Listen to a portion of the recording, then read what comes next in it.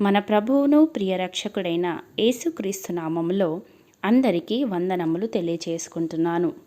నేటి దిన ధ్యానాంశము యెషయా గ్రంథము 40వ అధ్యాయము 31వ వచనము. యెహోవా కొరకు ఎదురుచూచువారు నూతన బలము పొందుదురు. వారు పక్షిరాజుల వలె రెక్కలు చాపి పైకి ఎగురుదురు. అలయక పరిగెత్తుదురు, సొమ్మసిల్లక నడచిపోవుదురు. ప్రియులారా, మానవుడు తన ఆధ్యాత్మిక జీవితంలో వెనుకబడుతున్న సమయంలో తన విశ్వాసంలో పైకి ఎదుగుటకు దేవుడు ఒక పక్షిని ఈ దినాన మన ముందుంచాలని ఆశపడుతున్నాడు. అది పక్షిరాజు. ప్రియులారా, క్రీస్తు శిలువ యాగము ద్వారా మనము నీతిమంతులుగా తీర్చబడి రక్షణ వస్త్రము ధరించుకొన్న వారమై లోకములో మనము ప్రత్యేకింపబడిన వారంగా ఉంటున్నాము.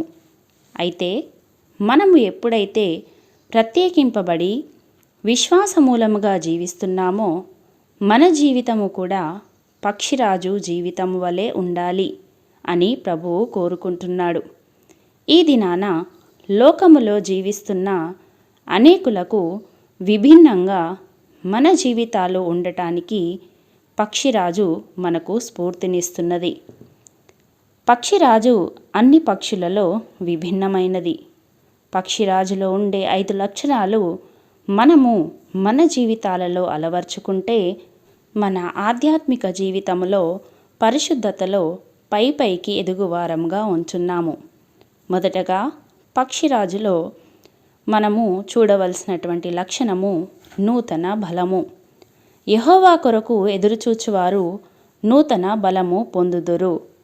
అవును ప్రియులారా, మనము ఎప్పుడైతే దేవుని కొరకు కనిపెట్టువారమై ఉంటామో నూతన బలము చేత నింపబడతాము.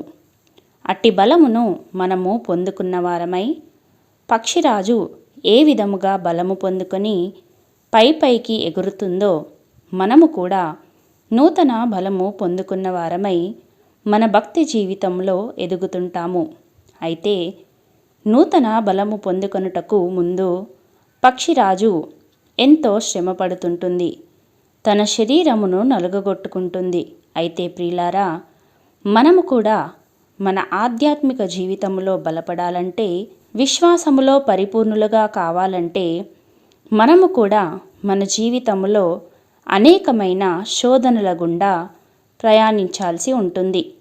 శోధనలు మనలను దేవునిపై ఎలా ఆధారపడాలో నేర్పిస్తాయి. దేవునిపై ఆధారపడినప్పుడు విశ్వాసములో మనము బలము పొందుకుంటాము. అట్టి నూతన బలము పొందుకున్న వారమై ప్రభువులో సాగిపోవారంగా ఉంటాము. రెండవదిగా, పక్షిరాజు వలె రెక్కలు చాపి పైకి ఎగురుదురు, అలయక పరిగెత్తుదురు, సొమ్మసిల్లక నడిచిపోదురు అని వాక్యము సెలవిస్తుంటున్నది. పక్షిరాజు నుండి మనము అలవర్చుకునే రెండవ లక్షణము సమస్యల ఎదురీత.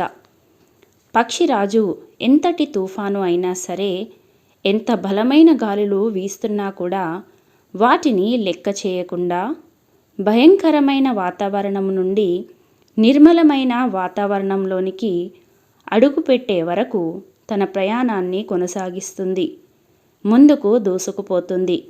ప్రియులారా, నిరాశ నిస్పృహలలో కృంగిన జీవితాలకు పక్షిరాజు జీవితము సరికొత్త పాఠము. ప్రియులారా, మన జీవిత కాలంలో మనలను అత్యంత ఉన్నతంగా దేవునికి సమీపముగా చేర్చగలిగే సందర్భాలు శ్రమలు, శోధనలు, వేదనలే.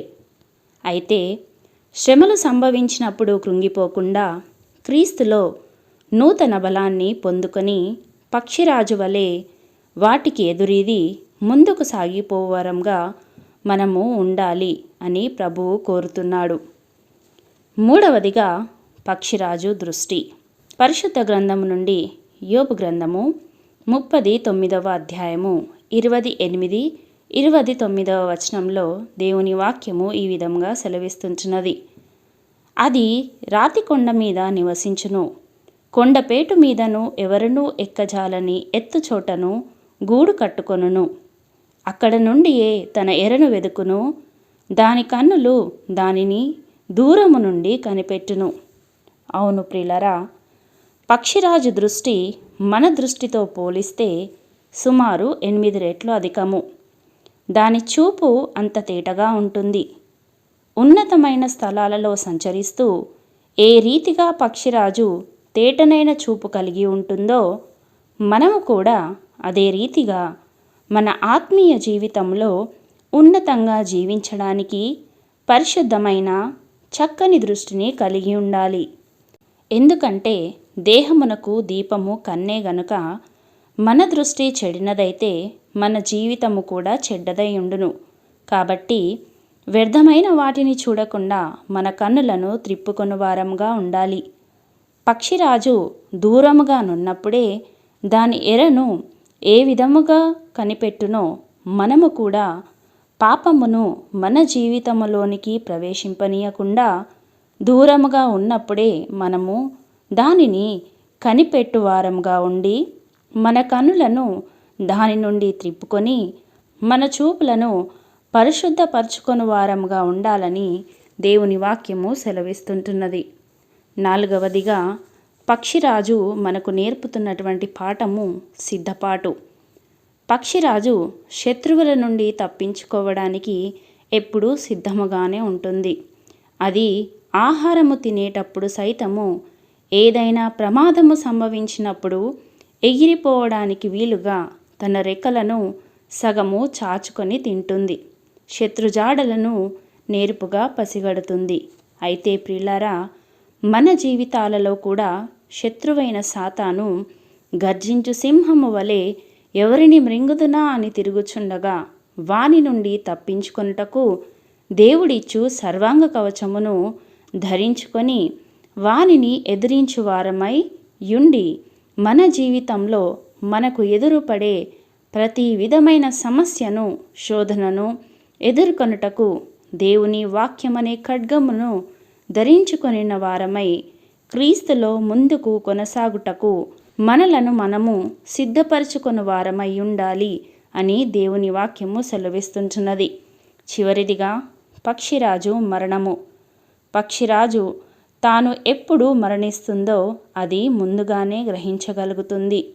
మరణ సమయంలో ఎత్తైన శిఖరాన్ని చేరుకొని కారు మబ్బులు కమ్మిన సమయములో కూడా వాటిని దాటుకొని సూర్యుడు ప్రకాశించే వెలుగులోనికి చేరి సూర్యుని చూస్తూనే ప్రాణము విడుస్తుంది.